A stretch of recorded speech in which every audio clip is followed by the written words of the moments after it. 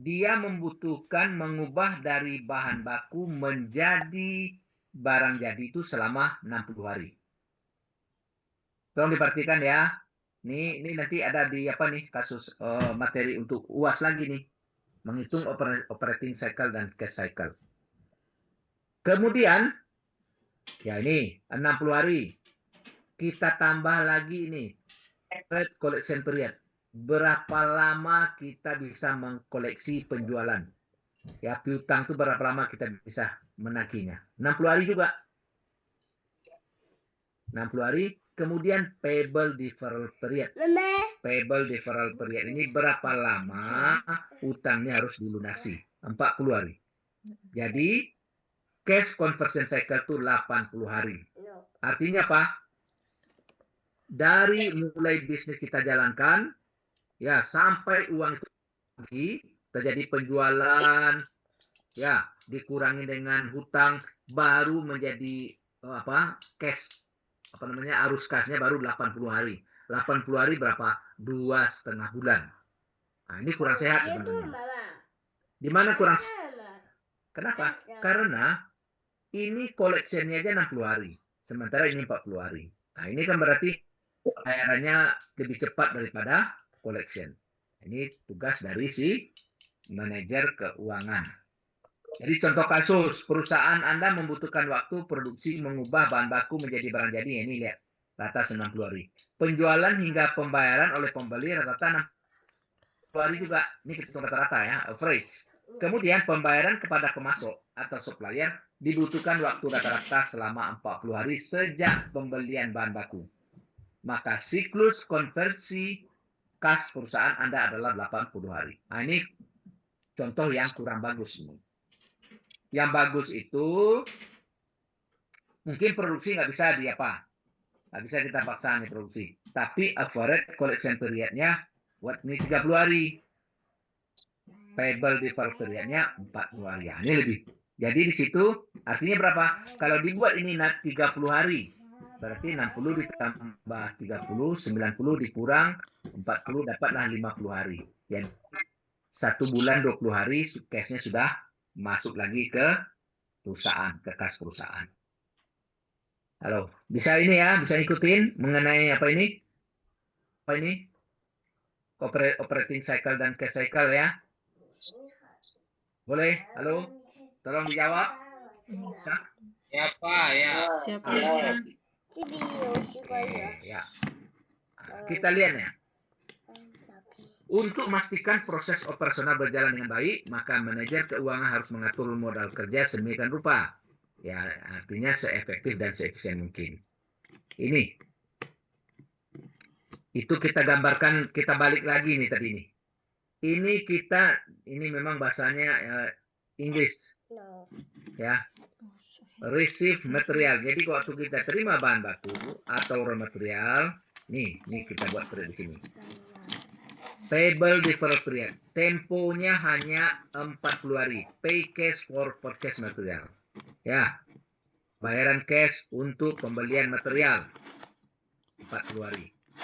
Kemudian dari bahan baku, nih receive material sampai menjadi barang jadi, sampai barang jadi dan dijual, ternyata finish good, barang jadi and sell them. Dan dijual, itu adalah inventory conversion periodnya 60 hari atau 60 days, 60 hari. Oke.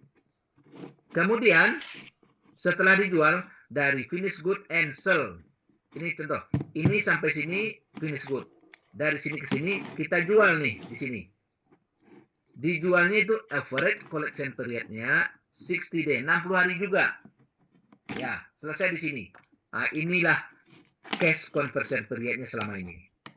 Jatuhnya di sini 60 hari, di sini 60 dikurang 20, jadi makanya cash conversion periodnya 80 days.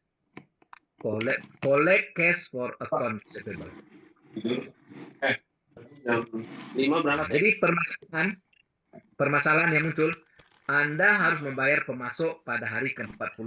Ya, tuh. Sementara pembayaran atas produk yang Anda jual diterima pada hari ke-120. Betul ya?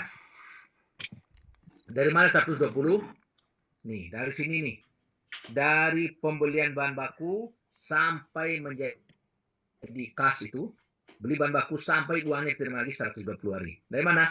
Cash conversion 80, kita tambah dengan 40 hari. Jadi 80 tambah 40, 120 hari.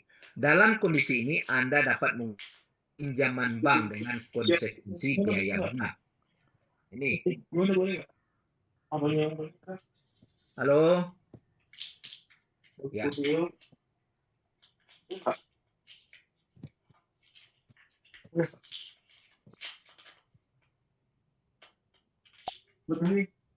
Jika Anda telah menyiapkan kas yang cukup untuk membayar pemasok pada hari ke-40.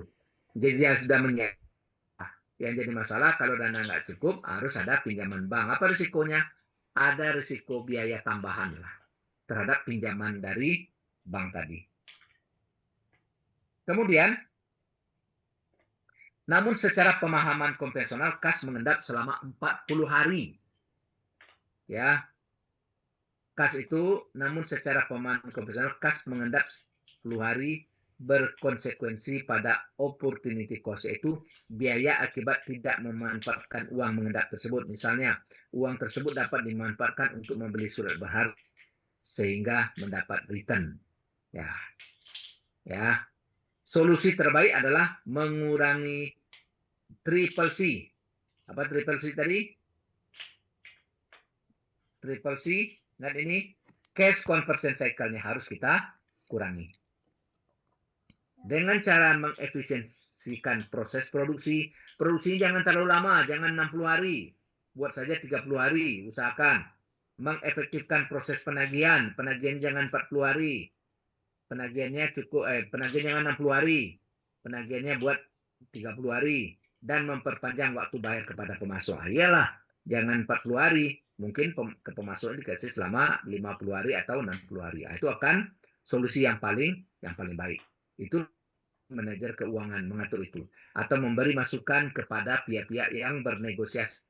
Jadi perusahaan bernegosiasi dengan pelanggan. Nah, ini dari pihak manajer keuangan akan memberi masukan seperti ini. Contoh, untuk memastikan proses operasional berjalan dengan baik, maka manajer keuangan harus mengatur modal kerja sedemikian rupa. Sebagai seorang manajer keuangan harus memastikan proses operasional berjalan lancar. Aset, terdapat kas dan inventory atau persediaan yang cukup untuk satu siklus produksi. Sementara di sisi lain, di neraca, di liability, jika kas yang ada tidak mencukupi, maka dibutuhkan eksternal atau pinjaman. Nah, ini. Jadi hubungan antara aset dengan kas. Ya, menurut teori, ya secara ideal nih, kata idealnya bahwa net working capital, modal sih, net working capital is always zero. Ya, selalu diharapkan zero. Because, karena short term asset atau aset jangka pendek adalah dibiayai, financed by short term debt. Dibiayai oleh hutang jangka pendek. Ya, itu standar. Dalam kondisi ideal, net working capital sama dengan 0. Artinya, apabila short term asset dan short term debt atau short term liability sama nilainya, berarti net working capitalnya adalah 0 atau 0.